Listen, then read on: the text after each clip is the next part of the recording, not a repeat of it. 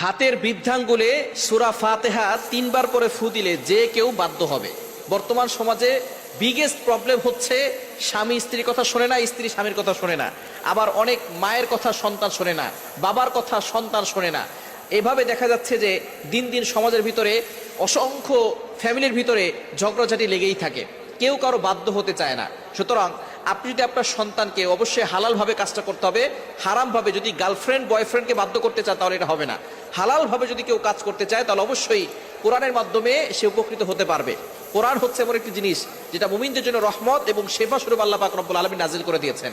বর্তমানে অনেক সময় দেখা যাচ্ছে যে স্বামী স্ত্রীর কথা শোনে না, স্ত্রী স্বামীর কথা শোনে না, অফিসের বস বারবার আপনার উপরে নির্যাতন করে, জুলুম করে, আপনি তাকে হালালভাবে বাধ্য করতে চান যাতে করে সে আপনার উপরে ক্ষিপ্ত না হয়। সুতরাং এইভাবে যদি আপনি হালালভাবে কাউকে বাধ্য করতে চান, সূরা ফাতিহার আমলটি করতে পারেন। কিভাবে করবেন? আপনি প্রথমে 3 বার দুরূদ শরীফ পড়বেন।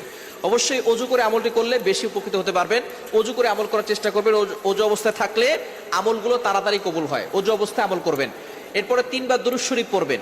তারপরে আপনি বৃদ্ধাঙ্গুলটা আপনার হাতের এখানে নেবেন, যেখানে আমরা কর গুনি, এখানে নিয়ে তারপরে আপনি সূরা ফাতিহা 3 বার পড়বেন। আউযুবিল্লাহ বিসমিল্লাহ সহকারে 3 বার পড়বেন। পড়ে তারপরে আপনি যাকে বাধ্য করতে চাচ্ছেন তার নাম আপনি 7 বার উচ্চারণ করবেন, তার পিতামাতার নাম একবার উচ্চারণ করবেন। পরে তারপর আপনি এটাকে মুষ্টিবদ্ধ করে তারপরে আপনি মনে করবেন যে আপনি তাকে বাধ্য করতে চাচ্ছেন হালালভাবে।